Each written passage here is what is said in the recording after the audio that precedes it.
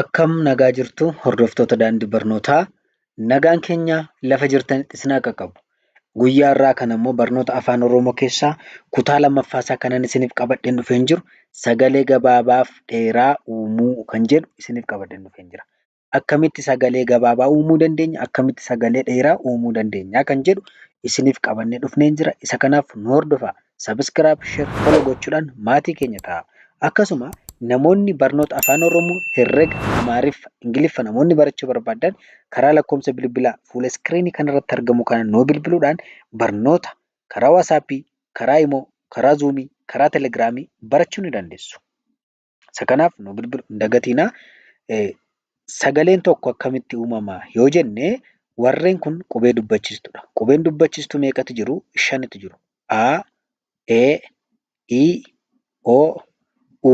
Isaan kun qubee dubbachiistuu afaan Oromoodha jechuudha. Kanaaf sagaleen tokko kan inni gabaabbachuu danda'u yoo qubeen dubbachiistuu gosa tokko taatee qubee dubbifamaa biratti maxxante sagalee gabaabaa uumteetti jechuudha. Kanaaf amma asitti yoo ilaalle Aan tokko taateetti, Eenis tokko taateetti, Iinis tokko taateetti, Oonis tokko taateetti, Uunis tokko taateetti. Garuu gabaabbatee jira jechuudha. Sagalee uumeera. Sagalee gabaabaadha jechuudha. Akkasuma gaafa dubbisnus sagalee keenya gabaabsinee dubbisnaa jechuudha. Asitti immoo gaafa ilaallu qubeen dubbachiistuu gosa tokko lama taatee walitti aantee dhufteetti. Qubeen dubbachiistuu gosa tokko lama taatee yoo walitti aantee dhufte maal ta'a? Sagaleen tokko ni dheerataa jechuudha. Sagaleen tokko ni dheerataa jechuudha. Qubeen dubbachiistuu gosa tokko yoo lama taatee walitti aantee dhufte maal ta'a? Ni dheerataa jechuudha. Isa kanaaf sagalee gabaabaa fi sagalee dheeraa isaa kana wal keessa dubbisaa deemna jechuudha.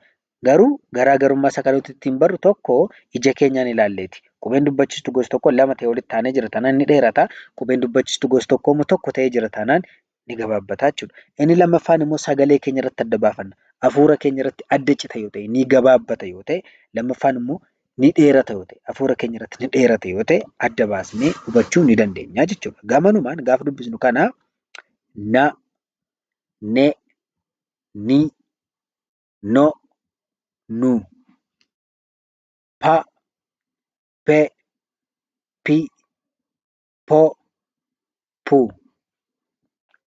qa, qe, qi, qo, qu, ra, re, ri, ro, ru, sa, se, si, so, su. Isaan kun immoo sagalee dheeraadha jechuudha. Dheeressinee dubbisna. Naa, nee, nii, noo, nuu.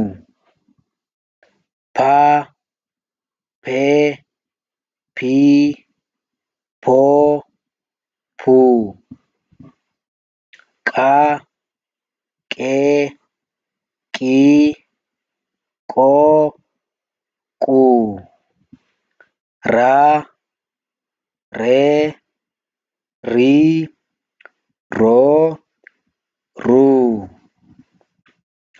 Saa, see, sii, soo, suu. Isaan kun sagalee gabaabaadha jechuudha. Amma sagalee gabaabaa isa kanatti fufnaa jechuudha. Ta, te, ti, to, tu. Va, ve, vi, vo, vu.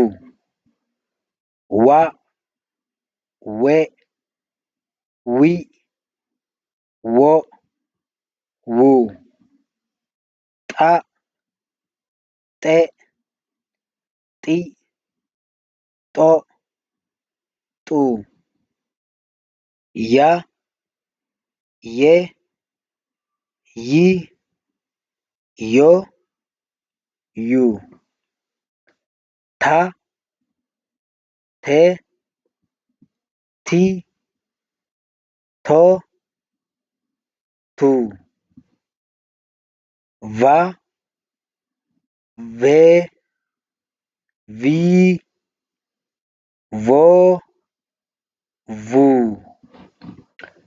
Waa, wee, wii, woo, wuu, xaa, xee, xii, xoo, xuu,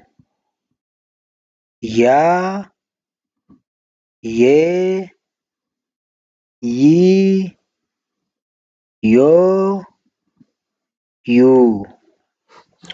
Egaa hordoftoota keenya hanga barnoota haaraatiin walitti deebinutti nagaan nuuf turaa jechuun dhaamsa keenyadha.